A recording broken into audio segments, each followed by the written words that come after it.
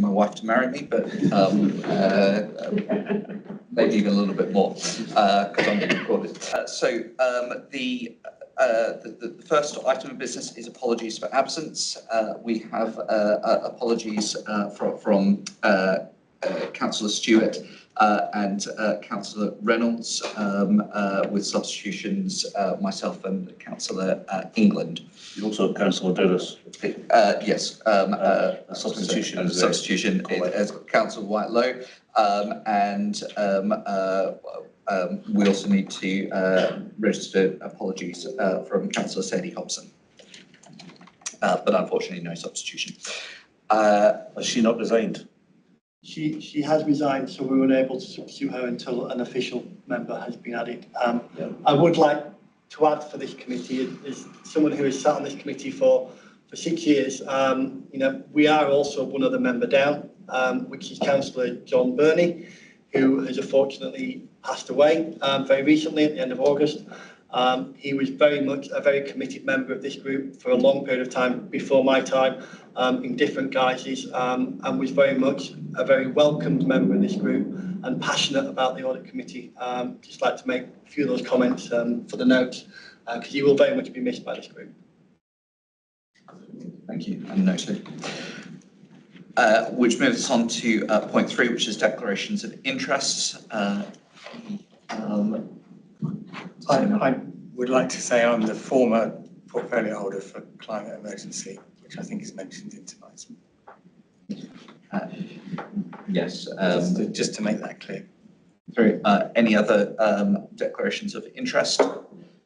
Okay. We'll now go on to the minutes of the last meeting, which I will need to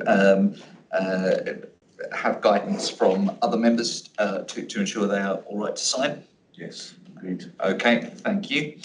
And then point 5 is public participation, of which there is none. Okay, and at this point in time, I will just highlight that the running order of the meeting will be slightly different to the paperwork that was published the preceding week. So we will we'll be looking at the Outturn report, the statement of accounts for the 23-24 year, and the external audit report. Immediately. We will discuss these items individually, but members will vote on all 3 together. And then we will move on to the following officers' reports: housing, internal audit report, Treasury management, and the strategic risk register, in that order afterwards, as this should allow the experts attending the committee to leave at an appropriate time. So with that, I will move on to agenda item 6, which is the Outturn report for 23-24, and over to Fiona. Thank you, Chair. So there are 3 reports on the agenda for this evening, which really close off the financial position for 23-24. The first of those is the final Outturn report for that financial year, which I will give a brief sort of overview and introduction to. We also then have our final statement of accounts for the same financial year, which Claire Dempsey, who's here tonight, will also give a brief overview of. And then finally, the external auditor's year-end report, which Chris Paisley, our external auditor from KPMG, will take members through and highlight the key items, really. So in terms of the final Outturn report, this is a report on the council's income and expenditure. It's a management accounting report as opposed to a statutory financial report. So members who sit on scrutiny committees will be familiar with the format of this report, which is presented both to scrutiny and to cabinet on a quarterly basis. We presented the provisional Outturn, for 23-24 to scrutiny and cabinet back in July. So this was the position for the council prior to the work of external audit ongoing. This committee usually receives the final Outturn report for the year and has delegated responsibility to approve any reserve movements, any final reserve movements for the financial year that's gone, in order to finalise the Outturn position. This year we've got no change between the provisional Outturn position and the final Outturn position, so there are no reserve movements for this committee to approve, but we've brought the final Outturn for completeness, and so you have it to consider alongside the statement of accounts for last year and also the external auditor's final report. So that was really the overview I was going to give on that item, and I'll pass over to Claire, if that's okay, Chair, to go through the statement of accounts. So our draft statement of accounts were published on the 31st of May 2024, and the account and audit regulations require local authorities to approve the financial statements by the 30th of September following the external audit process. Audit work is still ongoing, and audit findings report will be discussed after this item. Statement of accounts includes key information as at the 31st of March 2024, which includes expenditure and funding, a statement of comprehensive income and expenditure, balance sheet and movements to reserves. As noted in the covering report, we're still awaiting revised asset ceiling calculation on the pension asset position. It's expected on receipt that the accounts will require updating. The impact will be on the pension reserves and the pension assets or liability. It is requested that delegated approval for this amendment be given to the Chief Financial Officer and the Audit Committee Chair. The committee is also requested to approve the statement of financial accounts for 23-24 following the discussion of any matters of insurance discussed and following the external audit findings report. Delegation for the signed final accounts upon receiving the final audit opinion and any further changes to the statement of accounts, including the pension prior to the final opinion being given. I'll now pass you over to Chris for the external. So I might talk at a bit more length on the report, so apologies in advance. Please do stop me if I'm giving you too much detail. But I'm just going to talk through the year-end report, key points. I won't turn every page on it, but in terms of the report itself, it's intended to be a report to those charged with governance, namely the Audit Committee, on the outcome and findings from our audit, and really to summarise those. You'll note that it's marked as draft, and the reason for that is that there are some ongoing audit work, as Claire's pointed out, none of which gives me a concern around any material changes to the financial statements subject to the pensions point, which Claire's already pointed out. But we'll keep it in draft until the very point of actually signing the opinion, which appears in the actual statement of accounts, because we will update it throughout the audit and issue a final version to those charged with governance at the end of the process. So if I just jump to page 3, which is sort of at a glance findings from the audit.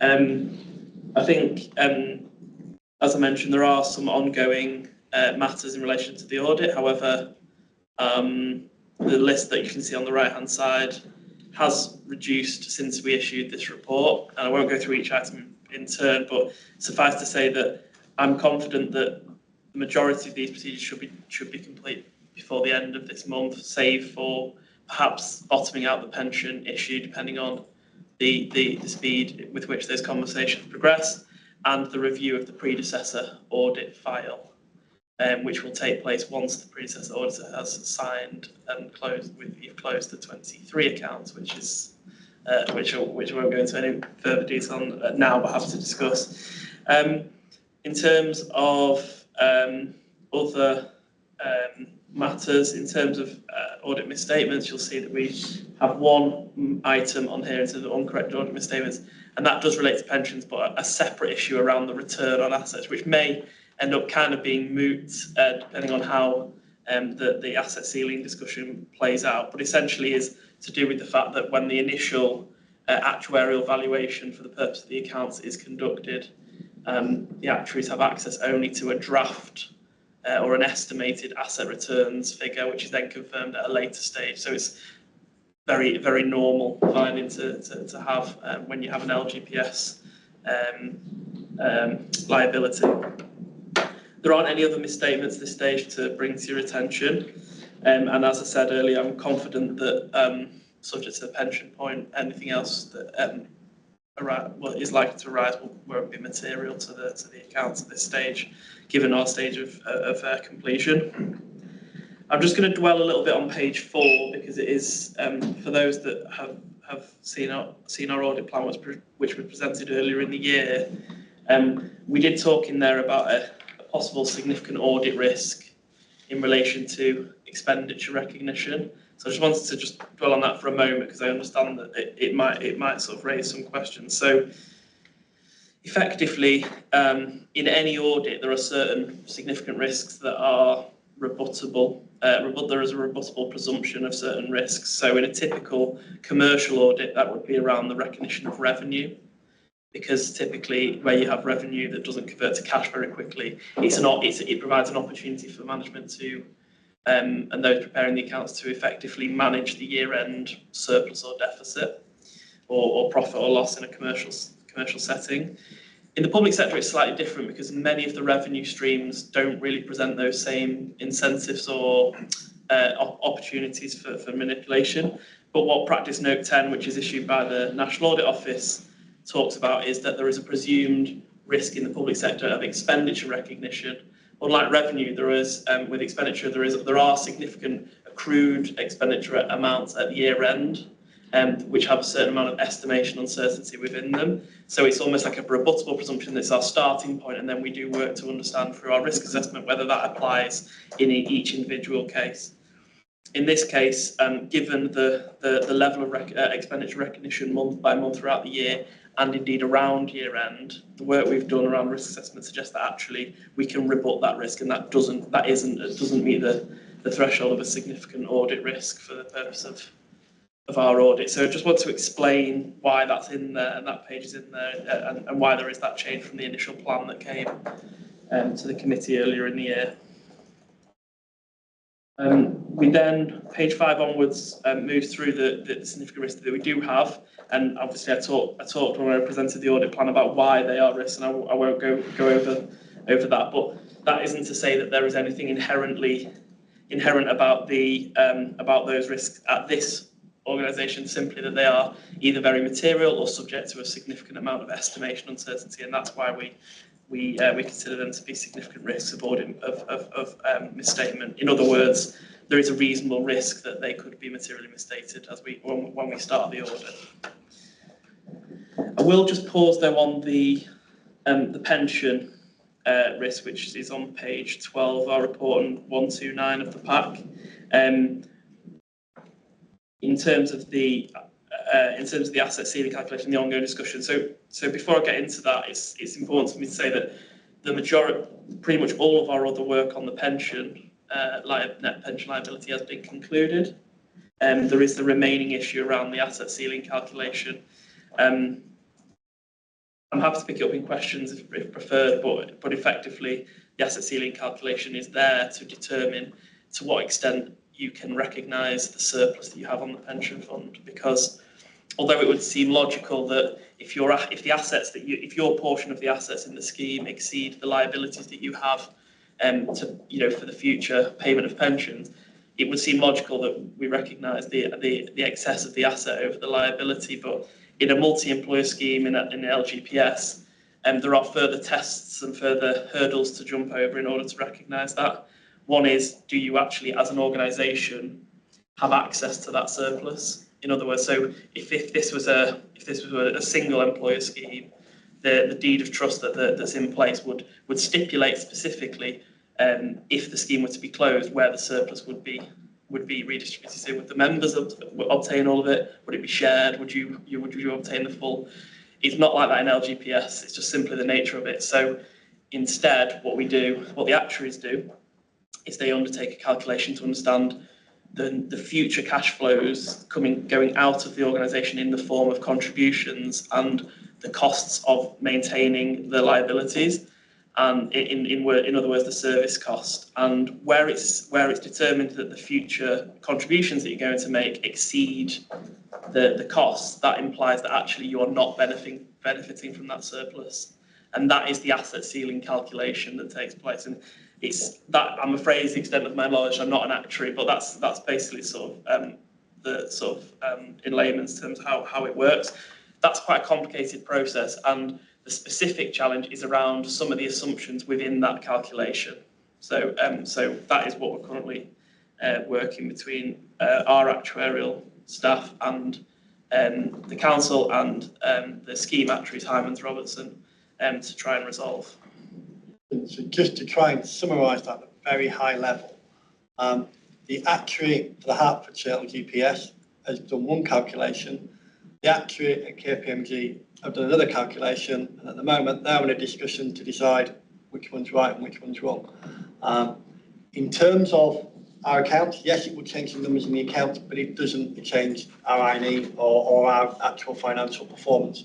And as we have got a couple of new members on the audit committee, I know we've gone through a lot of this with other audit committees, the assets and the liabilities are valued on one day. And that's what this whole calculation is based on. And it changes every day by millions of pounds. So actually, this is just two actuaries having a really good time discussing technical detail about what it means. But from our perspective, it doesn't really mean anything significant. Yeah. The main significant thing to realise is actually our current assets is greater than our current liabilities in the pension fund, which is a strong position to be in. So in another life, in another role, I sit on the Hertfordshire County Council Pensions Committee. I will now be a lot more sympathetic to everything I hear about things not quite coming in on time or remaining things needing to be sorted. Yeah, absolutely. I mean, as Nana said, it isn't an exact science, and it is a moving feast as well, to use another aphorism. I think, yeah, it is. I'm conscious this meeting is recorded, but it is essentially almost a semi-theoretical exercise. The important thing to know, as Nana rightly says, is your funding position, that the relationship between the assets and the liabilities in the scheme is in a strong position, and that reflects a wider trend nationally. And part of the reason you make additional deficit contributions is to get you to the place that you're at. So, and whilst I've shut Tim once, the other pensions issue that Chris has alluded to, which Councillor Elliott will be very aware of, but maybe not Councillor England, Whitelow and Friedman, is in the 22-23 accounts, we are waiting for Herts County Council's accounts to be signed off, including the LGPS. And until they do that, our previous auditors, Grant Thornton, can't sign off the 22-23 accounts, including the final pensions position. All the work has been undertaken. We are just waiting for that letter of comfort from one accountancy firm to come through to Herts, to come to us, so we can finalise that. So then KPMG can say, we can finalise our position. We have no control over that. We are chasing on a regular basis, and Herts County Council, to be fair, as Councillor England knows, and Councillor Whitelow, from the County Council roles, are chasing EY as well, but we're not getting a huge amount of answers, and that is the one issue that we keep talking about. This is the one hurdle we need to get over. We have no say in it, and it is likely to delay the final sign-off of our account. But at this moment in time, we have no reason to think that will change anything that we have at present in terms of the numbers. I'm just going to chip in with a question, just because hopefully it'll sort of make the show the pertinent side of the pension part. Am I correct that DBC has absolutely no discretion in which valuation figure is used in our final accounts? There is no way that we can use a figure that is different to any other authority that is using the Herts pension fund, and the figure that the basis of the figure that we were using this year was supplied consistently from the organisation that gave us in previous years. The only difference now is we have a different DBC external auditor, so there is now a challenge from yourselves to the Hertfordshire valuation. So this is where we can test if me and Chris have got a similar understanding. In terms of the asset ceiling calculation, we didn't have that calculation previously because we didn't have our assets greater than our liabilities. So it's something new to us that came up several months ago. So there's not a change in terms of what. In terms of what the Hertfordshire actuary have told us, which look after the Hertfordshire pension scheme, they've done a calculation, and we assumed that calculation was accurate and robust, because again, we're not actuaries, so we took their word from their specialists. KPMG have their own actuary division, and there's a conversation there in terms of the technical side of it. My understanding is if we were to try and enforce staying with what Hertfordshire say without the external auditors accepting it, they would write all over our accounts that we're not going to accept this because we don't believe the calculation is accurate. And it would be material, I imagine, given the size of the pension fund. But Chris can allude to if that would be the scenario or not, because I haven't even thought about that previously. We will let the actuaries decide what is the best way of doing it, because it is a semi-theoretical notional number that we just want to get concluded. If it came back and they decided that the whole asset values were wrong, we would have some concerns, but at the moment we're just waiting for a final number. So just on that very final point, yeah, this is very much restricted to that particular issue. The wider assumptions that have been made, there's no challenge on that. There's agreement on the basics. They're within the normal ranges. It is very much about the fact that it's gone into surplus this year. The assets are larger than the liabilities, and I would imagine had it been a different audit firm sitting here, they would have challenged the exact same thing and asked the exact same questions. It's very much just a circumstantial thing around the assets exceeding the liabilities. As for the consequences of, just sticking to whatever you got, I can't speculate on that at the moment because the conversation is still being had, and I can't even put a number on what our actuaries think is the correct asset ceiling calculation at this point. It's simply a challenge on the methodology, and it's to do with inflation and incorporation of inflation into the calculation. So I can't even, there isn't necessarily a number that I think is more correct. It's simply a case of the actuaries working through that discussion and has come into a sensible conclusion. So. Okay. Do we have any further questions from the floor on any of these? Chris may want to go through more of the report. I think we're on page 12. Yeah, I mean, to be fair, I'd probably covered the main things I wanted to talk about, but I'll just very quickly just sort of wrap up. There's then, following the risks, there's then a section around value for money. This isn't the final commentary that is published in our final report. It's very much a risk assessment at this stage. And it's just to reflect and to give assurance, I suppose, that our value for money work is progressing well. And also, I guess, to also give you that assurance that so far we haven't identified any risks around your arrangements under financial sustainability, governance, improving the 3Es, I'll abbreviate, which is set out on page 19. And then there is some detail in the page that follow that just summarises at a high level the risk assessment procedures and the outcomes of that we have undertaken, which I won't go into in any great detail. And then finally, in terms of appendices, I suppose the main thing that I always like to sort of confirm verbally is that I've undertaken all of the necessary inquiries, and we as a team have taken all the necessary inquiries regarding our independence as the external auditors. There are some small non-audit services in relation to certification of the housing benefits and the pooling of housing capital receipts, which we anticipate will be completed in respect of the financial year we're talking about. However, they are modest in size. The fees are not at a level which would create any threats to our independence, and we consider ourselves to be in both appearance and fact independent of the authority. And that was all I was going to cover, but I'm happy to take it. Okay, thanks, Chris. So, questions from the floor? Okay, just a couple from me. So I'll do the easy one first. Do I understand that the material misstatement note that you spoke about before, that effectively that has been introduced this year because it's seen as best practice across the sector to ask the question about it and then to work through a rebuttal? Yeah, is that in relation to the expenditure recognition? Yeah. So it's not a new thing necessarily. It's something that we, I think whenever practice note 10 was issued, and I can't remember when that was, but it was several years ago. It's always been something in the public sector that we've considered the possibility of. I think at the time of preparing our audit plan, we hadn't fleshed out that risk assessment to determine whether or not. So if we'd been presenting our audit plan a couple of months ago rather than in March or whenever it was, it probably wouldn't have appeared at all, if you see what I mean, but we just hadn't got to that point.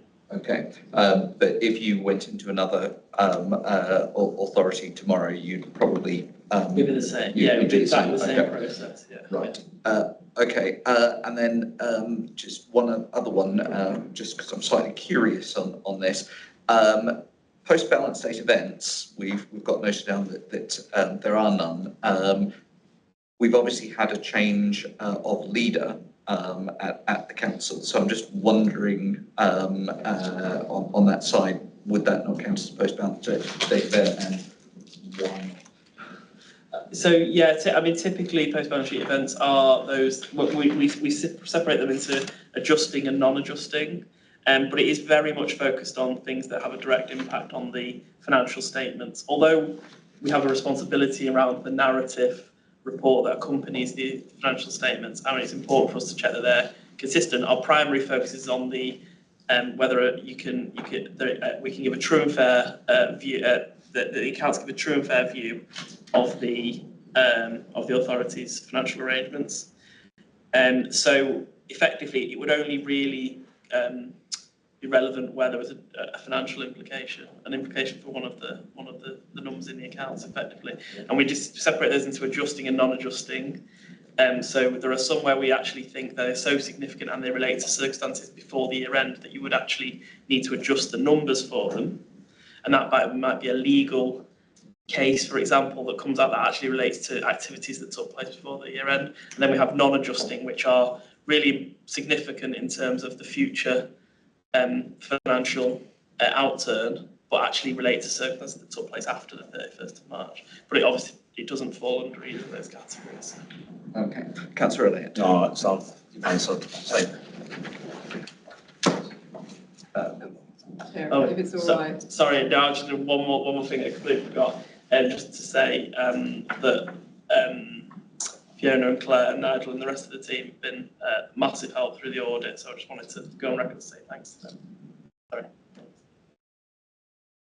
That covers it. Nice prompt. Okay, so if we have no further questions from the floor, I believe that we now will want to formally approve those three reports. Now I'm just going to circle back to an earlier point. Because there is an outstanding item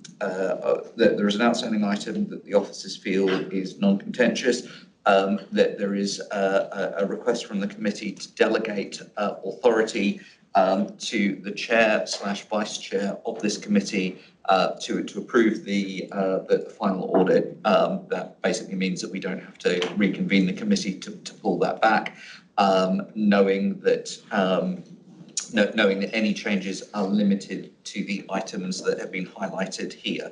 So do we have agreement from the floor that is approved? And I do just want to stress that that would ordinarily go to the chair of the committee.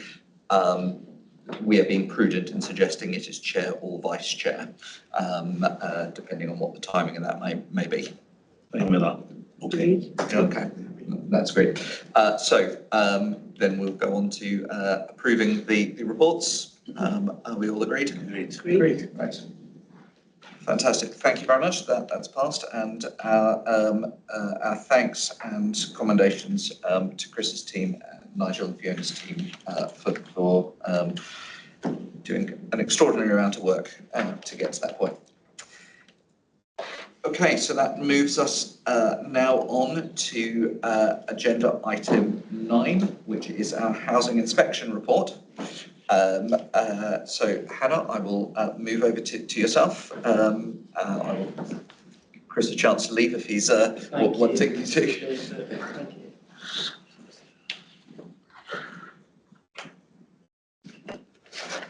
So just whilst these guys are packing up, just to reintroduce myself, because I appreciate that I haven't been before this committee in this guise and in this role. So I am Hannah Peacock. I'm the Head of Strategy, Quality and Assurance within Housing. I was appointed into the role in May 2023. I then went on maternity leave in July 2023, which turned out to be miraculous timing, as the inspection that I've come to talk to you about actually happened whilst I was on maternity leave. So I get to come and tell you all about the results when I didn't actually put the hard work into completing the inspection. But I do get to tell you yourselves about it and the process that we underwent to complete the inspection. So the inspection has come about as a result of the Social Housing and Regulation Act in 2024. It introduced a series of measures in order to strengthen the role and the remit of the regulator, and also to introduce a series of service standards, of housing consumer standards for social landlords to demonstrate their compliance with. They also introduced the tenant satisfaction measures, which are a set of key performance indicators and an annual tenant perception survey.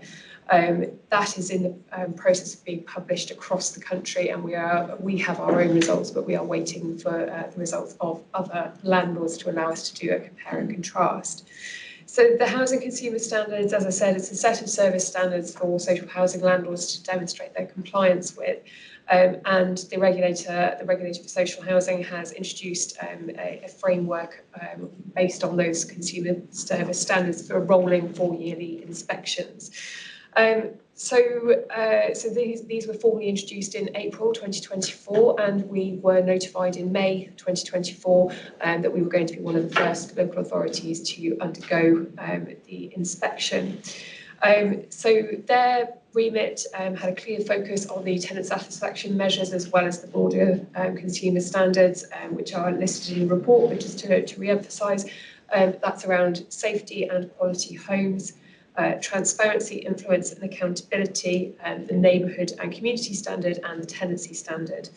So the inspection itself was made up of a desktop audit that was undertaken by members of the regulator inspection team. They put in a series of data requests to services across the directorate that we were happy to oblige them to and provide the relevant data. They also spent 2 days on site with us, and they completed a number of interviews with staff, with members and with residents, and they observed various elements of tenant engagement activity. So that included seeing a housing overview and scrutiny committee meeting, a tenant and leaseholder committee meeting, and also a scrutiny session that we were conducting with tenants on our complaints process. So a really interesting area for them to be able to see the work that we were doing. So you'll have seen attached to the report the outcome of the regulatory judgment. So they have given us a C2 grading, and as you will see from the grading itself, what that actually says is that there are areas of weaknesses and some improvement is needed. I do want to highlight that that is a grading based on C1, which is excellent, and essentially no improvement is needed to carry on doing what you're doing, and a C4, which would be the lowest grading and would need significant intervention in order to see improvement. So we were given indications by the regulator prior to the inspection that it would be very unlikely for local authorities to be able to achieve C1, given the strength of the new regulatory framework that has been put forward. And that has actually turned out to be the case so far in the results that we're seeing. So since we've received our regulatory judgment and since this paper was authored back in August, we have seen 11 local authorities graded so far, and of those 6 have actually received a C3 and 5 of those have received a C2, and that's including ourselves. So I think that's really useful to show how we are comparing to other local authorities. They will appreciate it. It's very early days in the process of completing the regulatory framework inspections. However, I think you will see from the regulatory judgment itself that there are some real positives that are highlighted by the regulatory judgment and real acknowledgement of the improvement journey that we have been on and are continuing to be on. So in terms of they were particularly strong in relation to the neighbourhood and community standard. They noted that we are dealing effectively with ASB. They've noted that we have clear monitoring and oversight of ASB cases. In terms of the tenancy standard, they have highlighted our allocations policy and that we have a clear process for that. And they're assured that DVC supports residents to sustain their tenancies, which is another part of that tenancy standard. So in terms of the some other of the highlights, so in terms of health and safety, they are assured that we ensure health and safety of our tenants, and that we have a planned approach to damp and mould. So they are recognising that we're working towards improving that and have recognised that that's an area for improvement. The gaps that they have highlighted are visible within the report, and so I won't go to dwell on them for too long, but it is around the safety and quality standard and the transparency, influence and accountability standards. So within the safety and quality standard, areas that they've picked up were gaps in information relating to our property and the condition of our property, which is being addressed through our stock condition survey. The repairs and maintenance and the service satisfaction, which actually I think we have some good news relating to that, some significant service improvement that we will be reporting through our performance and tenants' voice reports on a quarterly basis through to the Housing and Overview Scrutiny Committee.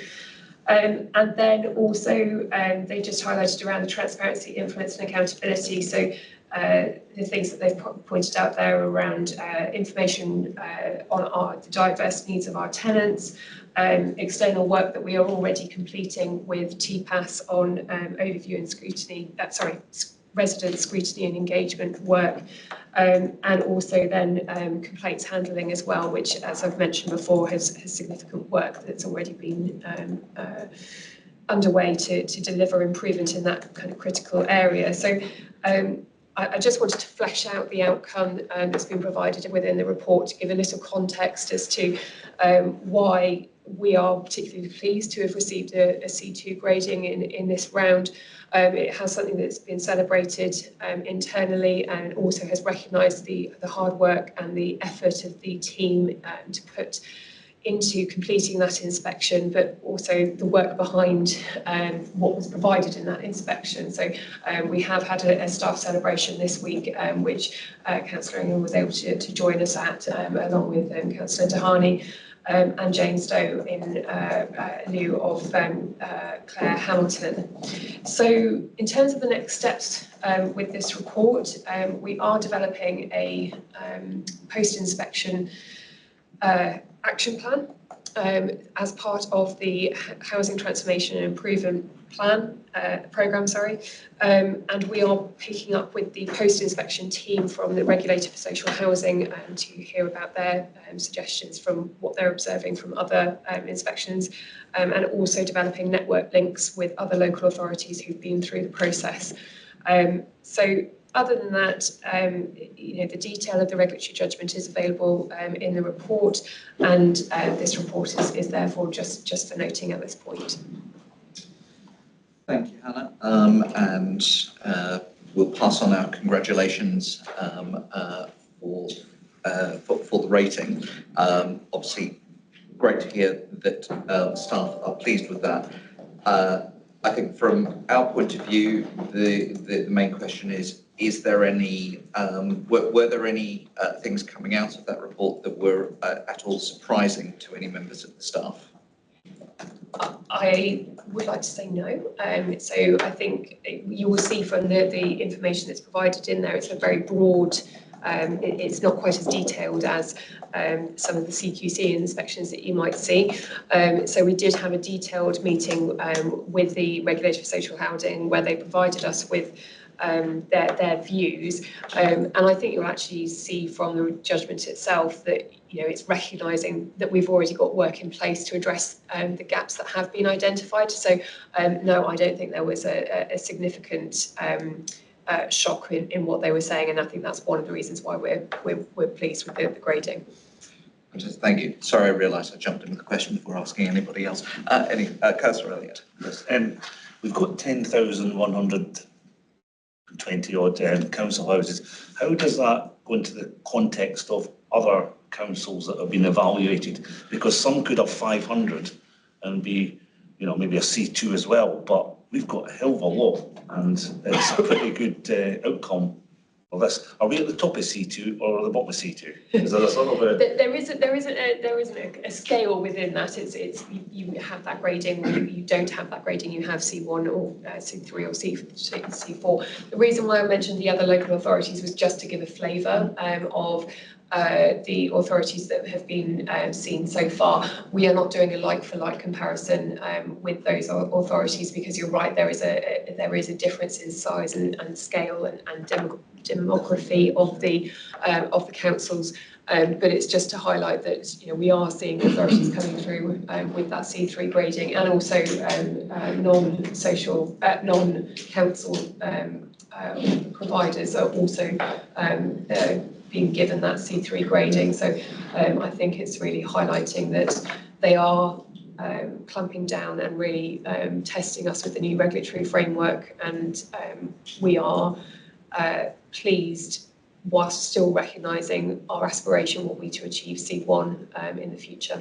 There's very much a baseline for you now, isn't it? You can't go down.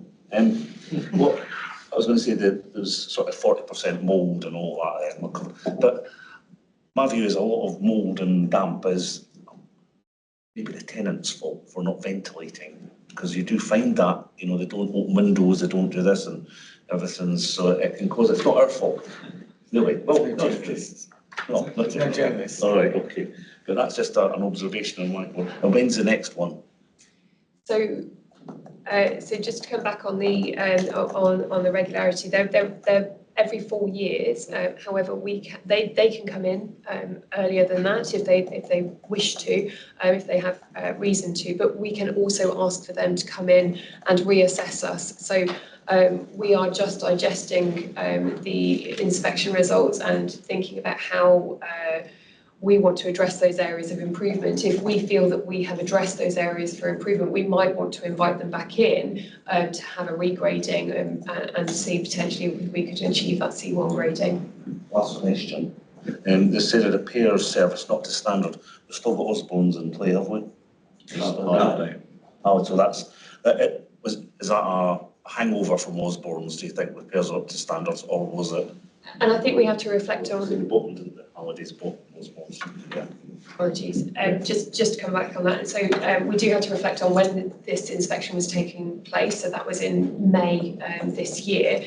What we have started to see is significant improvement within the responsive repairs service, which is being reported through the quarterly performance tenants voice report, which is being provided to Housing Overview and Scrutiny Committee on a quarterly basis. So we are actually seeing significant improvement already, not just partly due to Cardo's work, but also thanks to the responsive repairs team themselves and the work that they are doing to focus on each and every complaint that comes in and tackle that, as well as tackling a backlog of overdue jobs.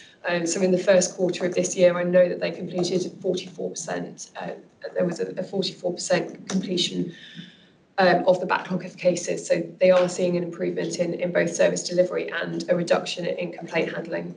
So at this point, I've got another question. That's all right. You mentioned they're here for 2 days and they were talking to tenants. How many tenants did they speak to? I would need to confirm that because I wasn't here myself for the inspection. What I do know is that they were here for the Tenants and Leaseholder Committee meeting, which was made up of tenants and leaseholders, and also were here for the session on complaints. So I can confirm how many. I will need to go away and to confirm how many tenants were part of that conversation, but I can do that outside of this meeting.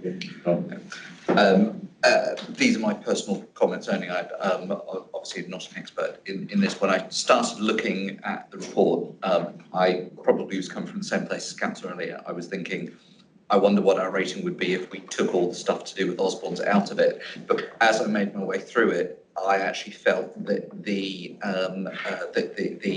assessment that we're making was actually more to do with the service's strategic views on how to deal with things rather than what had already happened. So I'm guessing that what we're basically finding is that the choices on where we're moving to under the new Cardo contract and where we're trying to address the bits that haven't worked beforehand rather than just repeating them is probably what's contributed to a good to the satisfactory rating. That's my understanding.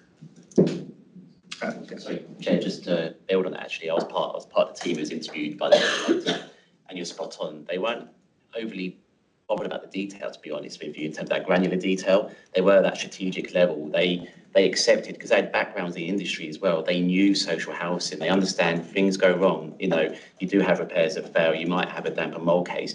They didn't want to look at the granular detail. They wanted to look at that strategic, the actual direction of the organisation, which I think is the reason why we've been performing so well in here.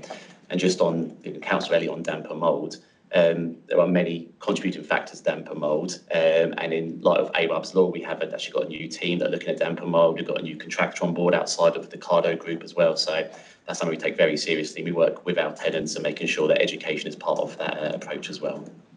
Thanks. Yeah, I've seen a number of adverts for landlords attending a forum to get ways to help that. Councillor Whitelow. I was very interested in your comments about that. Can you tell me, do the new advisory services that you offer with regard to damp and mould or the investigation you're taking, carrying out, is that available to leaseholders as well? Because if they, you know, we have leaseholders and tenants in the same block. Yeah, absolutely. So it all depends how the referral comes through to us, because a leaseholder might be privately rented. They might be going to their own landlord before they come to the Cornwall Borough Council. But as a freeholder, we have a responsibility for the fabric of that building. So whether that building is correctly insulated, whether there's damp-proof courses being breached. So we, as a freeholder of that building, regardless of the tenancy of the people within it, if there is an issue around damp and mould, then it would be our responsibility to investigate and remedy if there is a problem. Clearly, that your reactions and so on would then be fed into the scoring mechanisms that's been referred to. One thing we can't do with leasehold properties is tell them how to ventilate. We can obviously advise. We would always advise extractor fans in kitchens, bathrooms, etc. But that within the walls of their property, that's down to them. But the actual fabric and the external parts of it is our responsibility. Okay. Thank you, Councillor England. Yeah, Hannah and Paul and Ricky, you've done Decorum proud, and really appreciate it. And sorry, like everybody who put this together has done that. And you sort of touched on this earlier, that it's difficult to make comparisons between councils. And I suppose you bring in the demographics, also the age of the stock. Decorum has a lot of quite old stock. Would it be fair to say that on a really broad spectrum, Decorum is one of the biggest stockholders and probably towards the older end of the stock that we have? So you can't make those comparisons precisely, but you can effectively say that Decorum was less likely to get a C2 than other authorities. Or am I going too far then? I think that might be stretching it, but I do think, you know, we do need to recognise the size of the authority and the age of the stock. Like I said, we're not doing a like-for-like comparison with the other authorities that have been graded so far, but there will be opportunity for us to reflect and compare ourselves as the TSM, the tenant satisfaction measures, start being calculated, because they will be reported on annually. We're all using the same methodology, and that will give us a chance to actually compare ourselves against authorities of a similar demographic, albeit with, as with any local authority, there's always individual nuances in relation to that performance information. And so I'm reminded of the Ofsted paradox, which is that every school wants to be above average, but if every school is above average, then the average would have moved and they won't be above average. Have you been told, is there any sense that once this process becomes embedded and normalised, that it might become harder to get or maintain a C2? Or I can't comment on that. It's just a moderation thing. Exactly, and there's obviously a long way to go before they can do that kind of assessment as they complete their inspections across the piece. So I think that it's too early to tell at this point. Thank you. I'm going to risk stepping outside my comfort zone and again. I'm going to loop back into a point of other committees. Focusing on the grade is probably something for the housing side. From the audit point of view, the comments that I've already got on what they the justifications for the grades, the suggestions, etc., that were made, is probably of more use to us looking over what we're providing as a service. And obviously one of the complaints that is often given at Ofsted is that, you know, they get these one-word ratings and they don't really get much to be used. I would think that going forward, if the inspection reports give the same level of feedback as they've done on this first one, it's going to be something we can use regardless of what the outcome is. But obviously, you know, we like to be able to give the snazzy bit, but in terms of managing our service, that's probably what we're after, that expert idea of what the expectation can be. Okay, if we have no further questions from the floor, I'm just going to make a suggestion, mainly for Trudy's notes on this. I meant to say it in the previous item, but it's actually relevant to this one. Particularly for items coming through to the Audit Committee, can I make a suggestion that in the cover notes for reports, that we actually have a section on whether the item has gone before a previous committee and what the date of that would be. So, for example, on this one, we'd want to know if it had gone to housing. On the final Outturn report, I happen to know that it was identical to a report that came through to the F&R committee previously. So it's just would be worth adding that on the headers.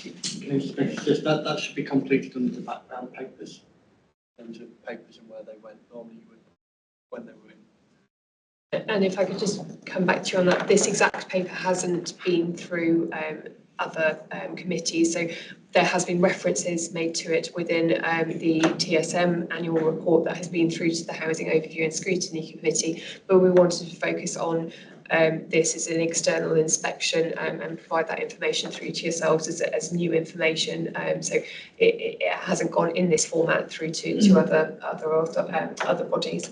Okay. Well, we'll leave it up to the work pattern of the Housing Committee if they want to bring it through. I mean, it's definitely correct that it comes to the Audit Committee because it's a published audit report on us. But yeah, just there are some papers that knowing where it's been is worth following. Okay, so with that, thank you very much to Hannah and to everybody else related. And we will move on to, we are now on agenda item 10, which is the SICA report, the Summary Intel Controls Assurance Report. And we're going straight to Philip from TIAA.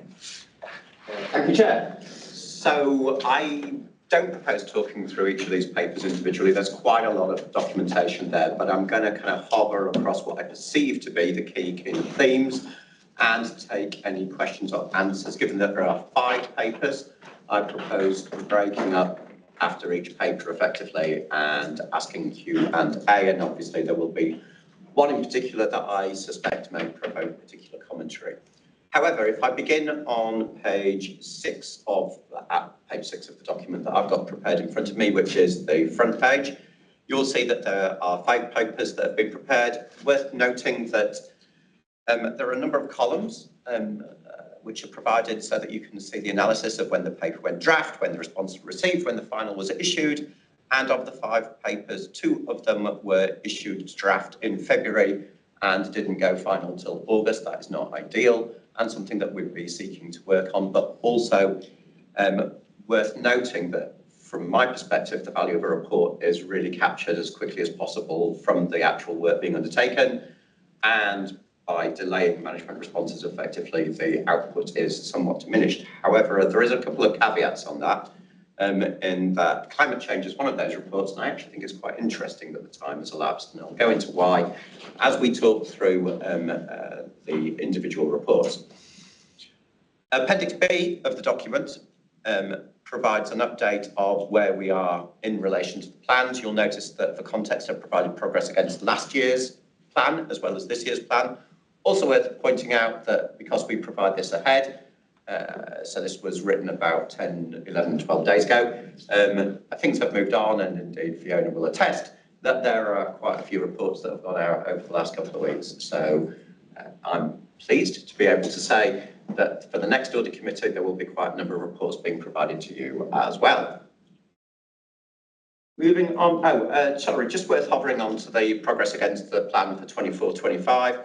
Worth noting that a number of the reports have gone either draft or final in this year to date already. There is good level of progress in respect of the other reports, and you'll note that I've provided dates for when the scoping meetings, preliminary meetings have been provided, just to give you a sense that the audit topics are going to be provided to you in a timely manner, to give you a good sense that we'll be in a good place for providing the head of internal audit, which is ultimately what this whole audit plan is all about, to give you an overall sense of assurance.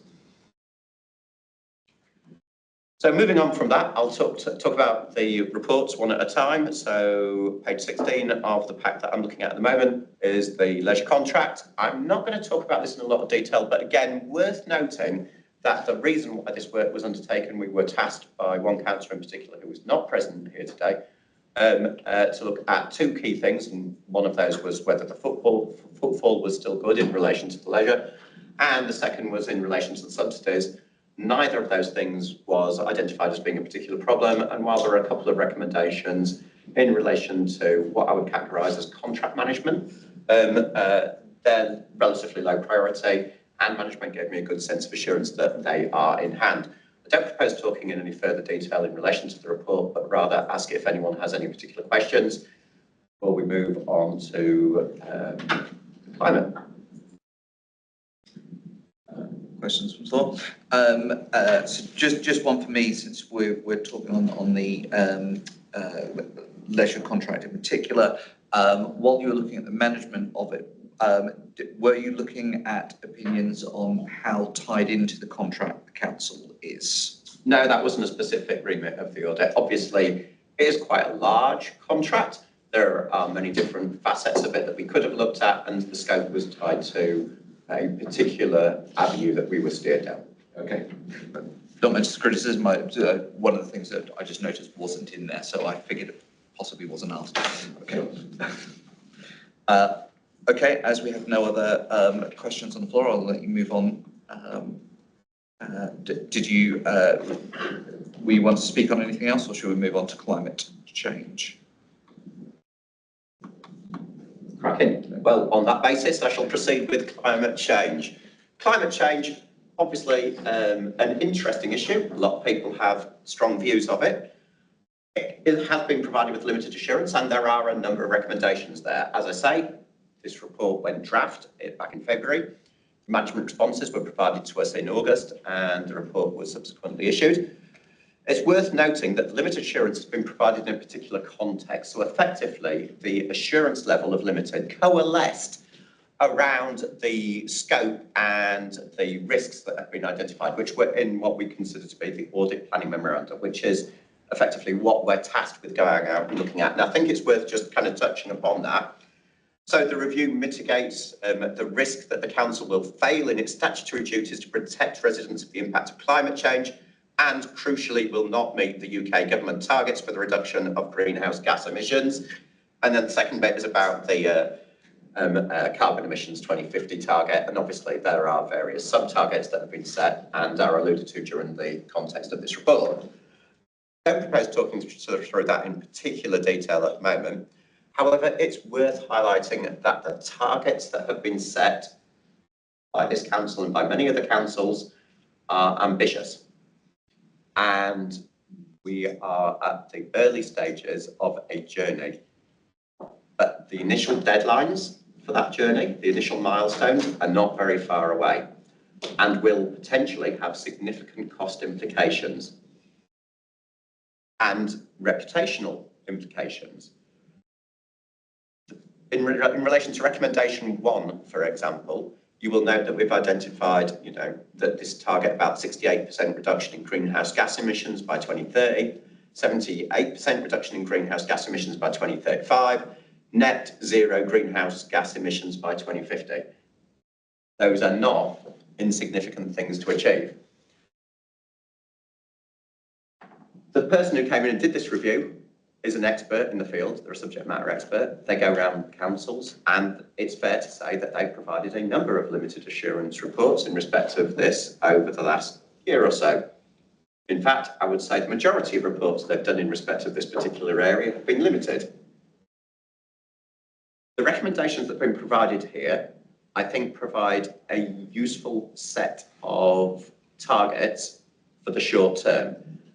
As it's been provided with a limited assurance report, internal audit are tasked, generally speaking, with going in and looking at this again the following financial year and finding out where you're at. But this is an area that's moving so fast that even if the targets that have been set by management here are met, there will be a whole slew of other things that the subject matter expert coming in again will look at, and doubtless there will be a whole host of other recommendations that will arise. So regardless of whether these targets are achieved, there are exhaustive comments that have been provided by management here, which do give me a good sense of assurance that the subject matter has been taken seriously, that resources are starting to be deployed, and that while some targets have been missed already, that action is in hand to try and remedy that as quickly as possible.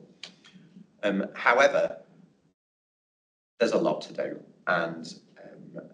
and whether it remains a priority going forward, given the financial circumstances across the nation as a whole, is something that I think has to be subject for debate and recognition within your risk register in a real sense.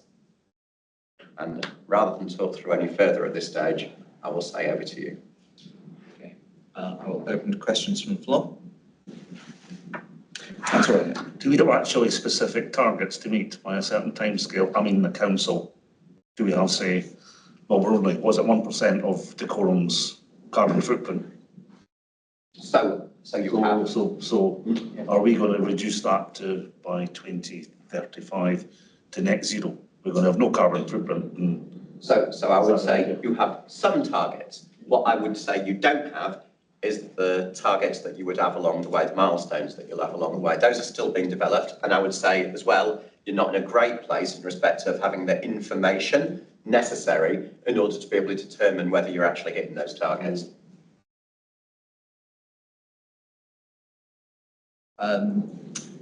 Thank you for the report. It was quite sober reading going through.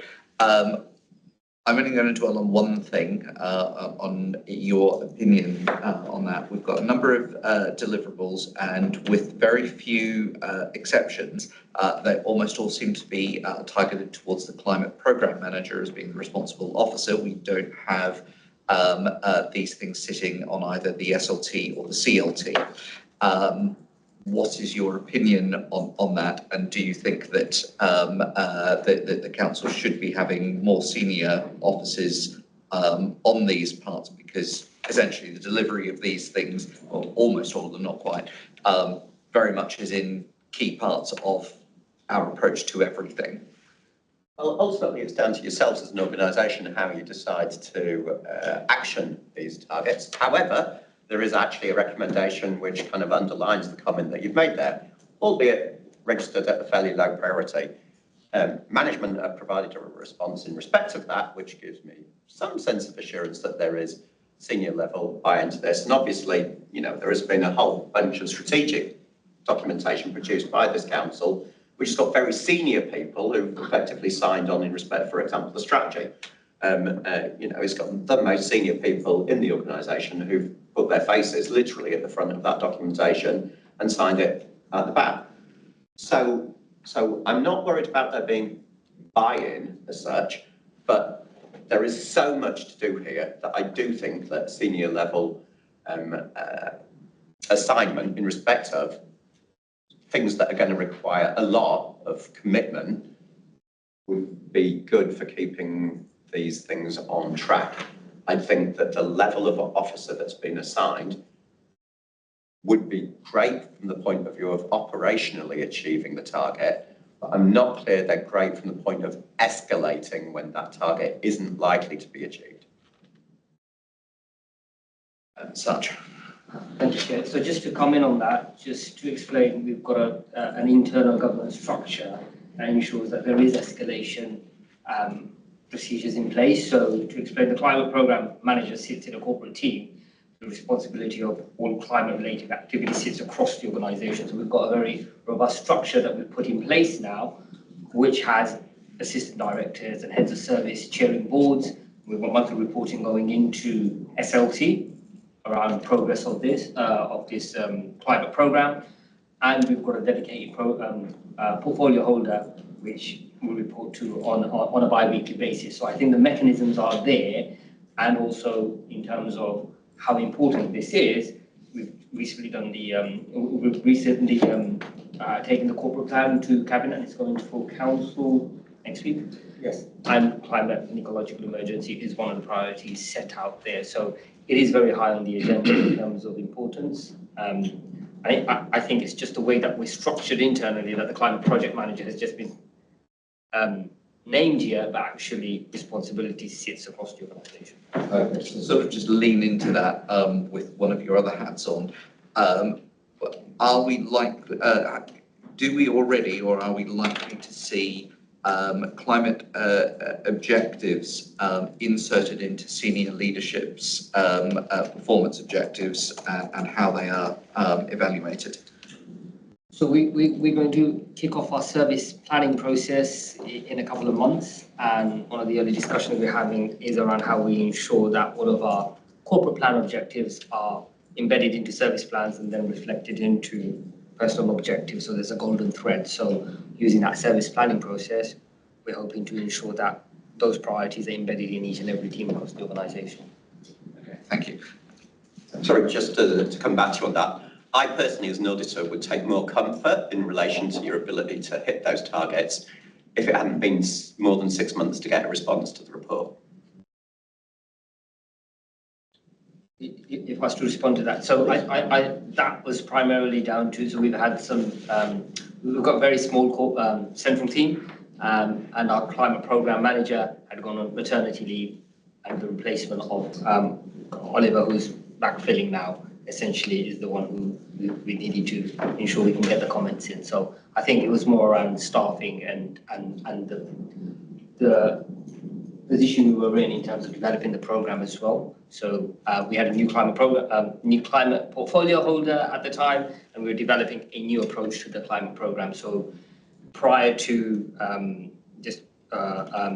last year, this responsibility was kind of scattered across the organisation. Over the last year, we've tried to create a very dedicated program, a very focused program around what our key actions are and what we want to take forward. As you said, there's so many things to deliver, and we have to focus on, well, what are those priorities? What are those things that are going to make the biggest difference?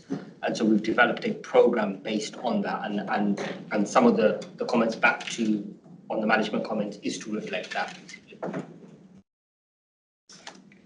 Councillor England. I'm relatively new to the audit sphere. For various reasons, I haven't come near to this area of the council before. I was the chair alerted me to this report, and I assiduously went to read it, and immediately contacted the portfolio holder to make sure that they were fully aware of what's in it, because my understanding is this is the purpose of the audit committee, is to do this work, and to go. There's a shortfall in the assurance. How common is it for an area of the council to receive only limited? So I would say it happens once or twice a year, but Nigel? So in decorum, Yes, sorry, in the decorum. year, the last couple of years, never the 3 or 4 years before that. in other authorities, it is a far more frequent occurrence. I have a council that the majority of the opinions are limited. And you alluded to at the beginning that part of the idea of internal audit is to give us assurance and to also help us channel where we need to channel. And that's what this limited assurance report does in terms of giving management ideas or areas where the internal auditor feels that there is a lack of assurance or a lack of control. I think I would like to come back and focus on Philip's point about this is a huge challenge. You know, and I think that's where assurance on how you're going to deliver something so huge is so much harder to achieve. And time is getting shorter. And we are one player in part of this, be it central government in terms of funding, etc. So even with all the will in the world, we don't have all the finances in the world, such an ambitious target is always going to be difficult to achieve without that wider buy-in outside the organisation, be that government funding, be that industry, be it general culture as well, in terms of buying in that. So it is an aspirational ambition of the council, and we now need to take some of these comments away, like Sarge has, and we've also fed into some of these comments over the last few months whilst we've been waiting for this feedback, to try and create more assurance in this scheme. But from my perspective, this will remain an extremely ambitious and challenging target until there is a much better structure, both from ourselves, government, and probably the wider culture in terms of the residents of the organisation to support some of those processes as well. It will remain challenging. And we will keep doing internal audit reports in this area, and I think we will keep raising issues and concerns. What I would say is, when you look at what we are doing, we are making great inroads and great projects are coming about, and we're improving different elements of our organisation, but it's again such a large, ambitious target. And as the leader of the council, very ambitious, very much front and centre in terms of this. So I think, again, that kind of management hierarchy, not something gives me overall concern, but it is ambitious. And we've got to accept sometimes that when you reach for the stars, don't always get there, but as long as you can always show that you are trying with every element you've got, then you'll get as close as you can. I like him, he's good.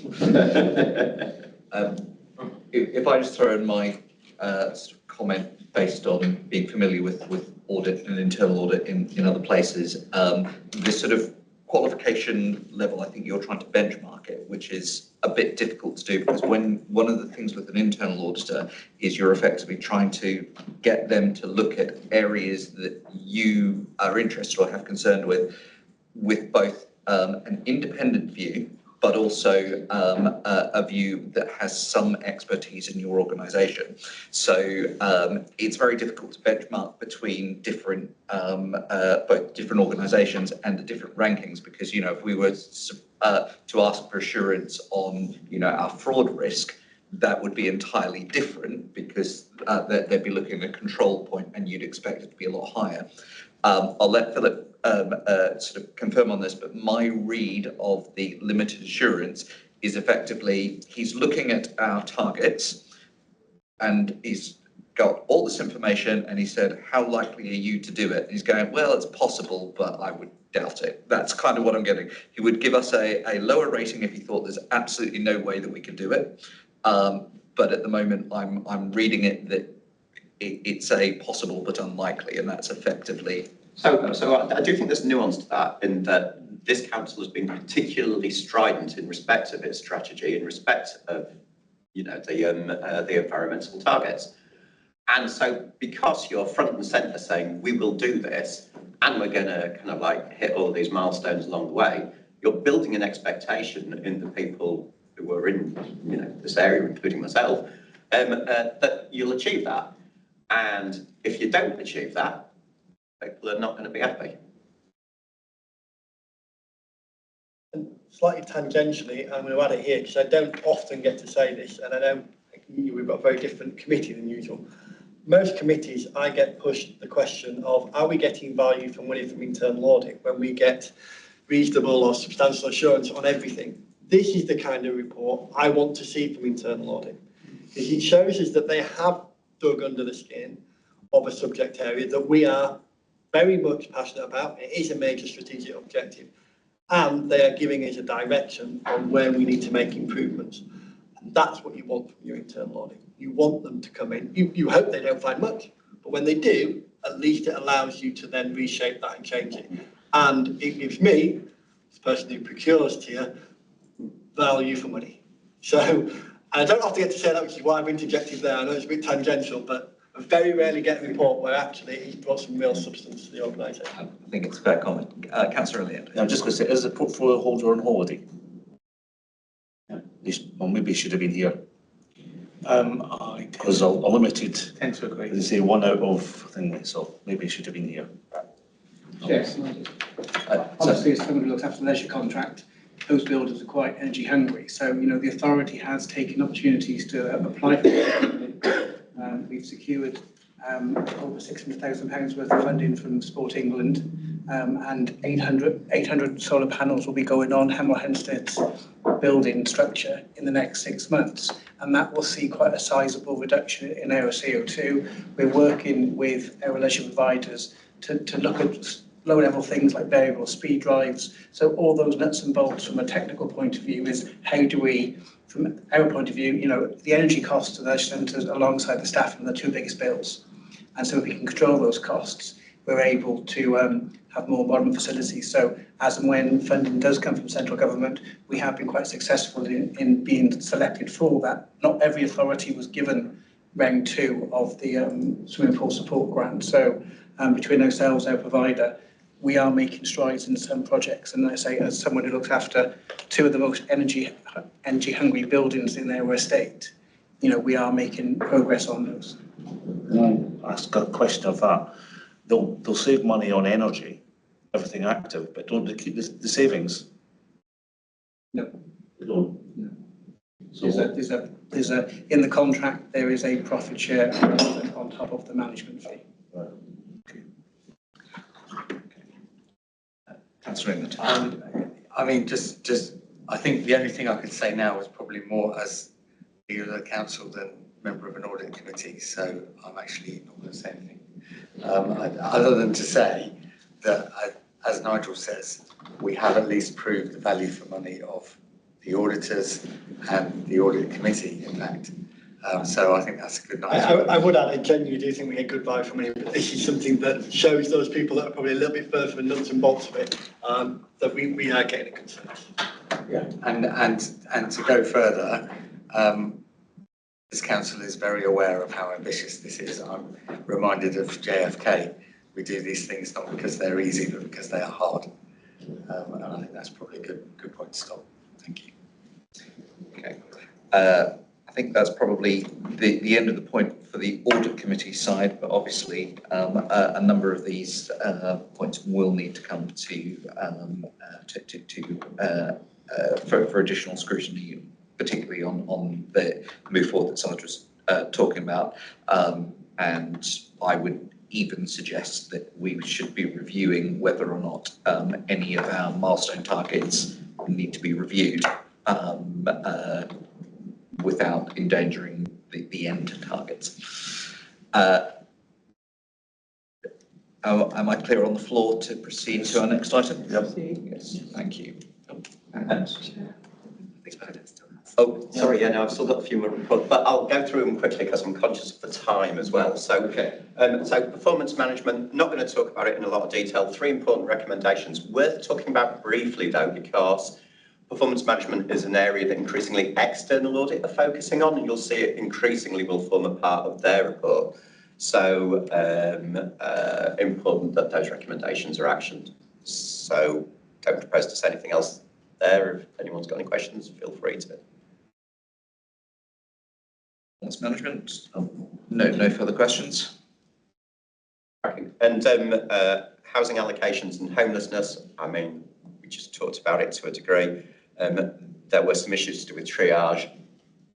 It's not surprising. I can't remember going to a council where there wasn't any issues to do with triage, so don't propose to talk about it in any detail either.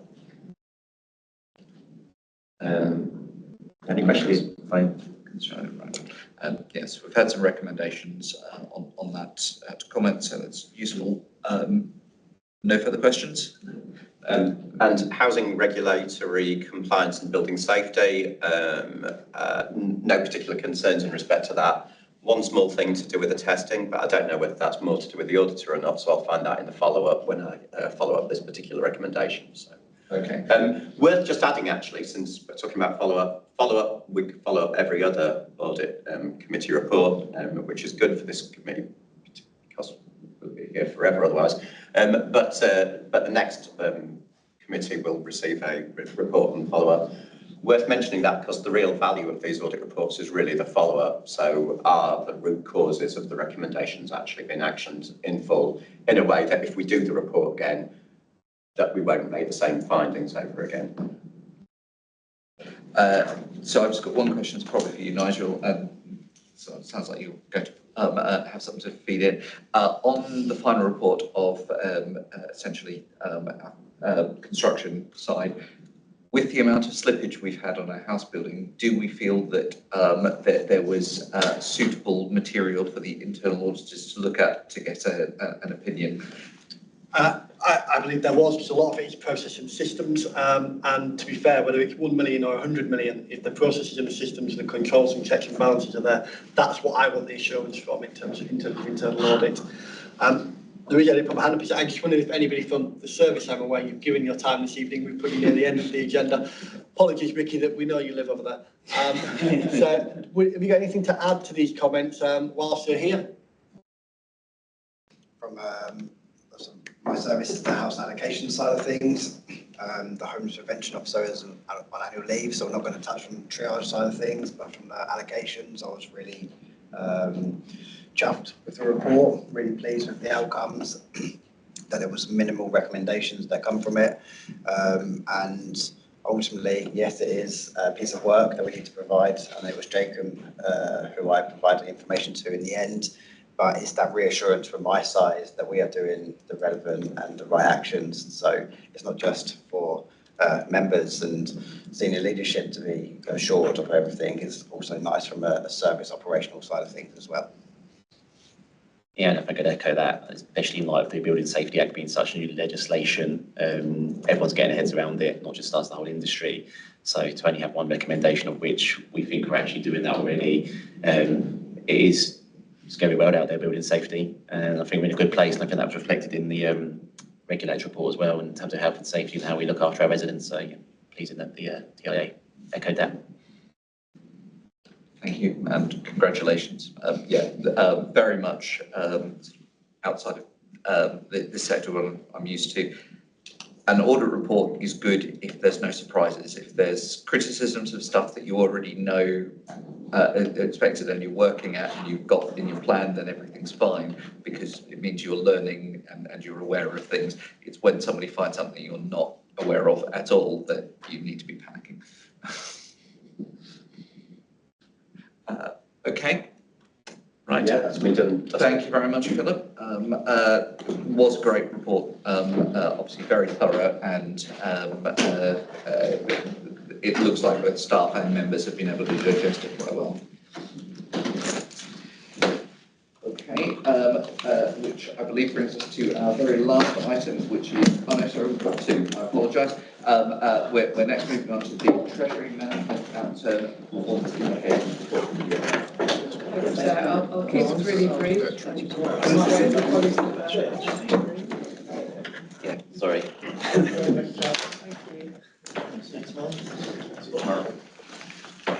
So it's one of the three statutory reports we bring before Committee on Treasury Management Performance. So this is the Outturn report for last year. So as many of the committee members will be aware, our Treasury Management activity covers the investment of the Council's cash balances, but also how we manage our debt profile and our debt portfolio. The key takeaways really from this one, I think, are around our investment income performance, which was very strong last year.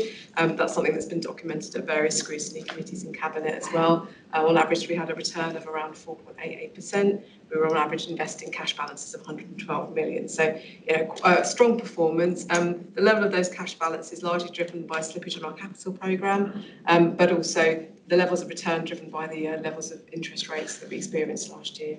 And on the debt side of things, the council didn't take out any additional debt last year, and members will probably be familiar with the fact that the majority of our debt portfolio relates back to the time in which the housing revenue account moved to self-financing over a decade ago, and we had to take on get debt as mandated by government. So happy to take any questions on the report if anyone has any. Quick question. How, apart from the housing debt, how much have we got left on this building? Remember, we paid up quite a bit. Didn't we? Paid about 10 million, wasn't it? Last year. This is the debt that's left to be repaid. It's down. I'll come back with an exact figure. That's not just roughly. I think it's about 3 or 4 million. Oh, that's peanuts. Our total external debt is 6.4, so it's less than that. Yeah. Some of that relates to the building, so it's a small amount. I think it's also a misconception in the public that we've got this huge debt of 300 odd million pounds, and I think we're, they don't realise it's our council houses that were a long time ago, and that's the trouble. You get people to look at the council, how much is it in debt? Well, yeah, it's certainly true. They are, but no surprise about the good returns, which is. But what's the long term? What's the view of our advisors for the next 12 months on rates? What do you think? So we do have forecasts in terms of those rates. Whether they are likely to come down, and that's the general expectation. But that the forecast is fluctuating. Yeah, holds a piece of strength. I think the one thing I would add is we get a lot of questions around the really good performance last year. But as this report alludes to, going from 2.03% interest return in 22-23 to 4.88 in 23-24. It is not what advisors, markets or anybody was expecting us to achieve. So although we did massively overachieve last year, and because of increased cash balances and slightly higher interest rates at the start of this year, we will overachieve in 24-25, but not to the same level. Next year, we are projecting to be going closer to the 22-23 levels, which was a level we'd been achieving for multiple years. So there's a lot of perception that, why didn't we know that was going to happen? How can we have planned for it? Well, one, nobody really was planning for that, and none of the expertise we got was giving us that kind of advice. And two, there wasn't really anywhere to plan for it because it was only ever going to be 1 year bump anyway. So it's not like we could have said, let's invest millions more into services, because we'd have been able to do it for 1 year and then we'd have to take it all out again. So from that perspective, the outcome for me isn't actually that different, apart from wonderful it has helped us with our bottom line and with reserves over that period of time. I wouldn't worry about that. The OBR's been wrong 81 times. So, they're meant to have all the economist boards and they've got it wrong most of the time, so I wouldn't worry about it either.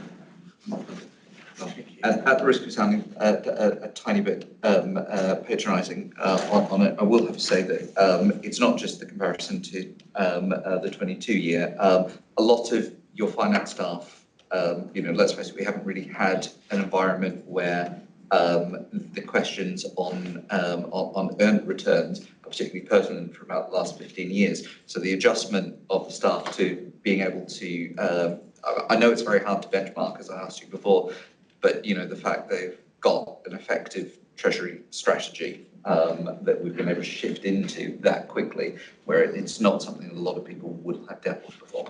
It is, and I think the Treasury strategy that Fiona, to be fair, has developed and put together has allowed us the flexibility to be able to make those returns. We could have quite easily had a long-term investment that was getting 2% and we wouldn't have been able to benefit from that, but because we had mixed investments and a bit of diversification, again, assistance from Treasury managers, and that's allowed us to benefit from that. But it is only a short benefit, and I really do appreciate that this committee gets that, because I have spent the last 18 months almost at every scrutiny in one form or another trying to explain it. And I would love to be more accurate in what we were projecting at the time, but equally, if so, I'd have been investing my money externally. I probably wouldn't be working here if I could have made those estimates at that time. So it's chicken and egg to some extent.